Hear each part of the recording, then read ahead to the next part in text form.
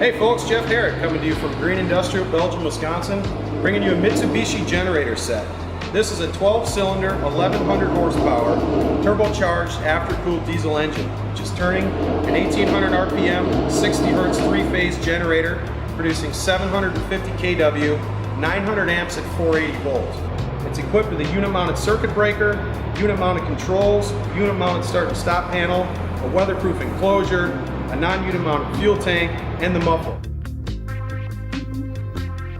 A few perks for the sound attenuated weatherproof enclosure is it comes complete with its own 12240 volt single phase panel, which gives you the lighting you need inside the enclosure, and it also powers up the heaters in here to keep the climate controlled. Furthermore, the two unit mounted, wall mounted I should say, battery chargers keep the batteries charged and at a steady trickle at all times, so the generator is ready to run.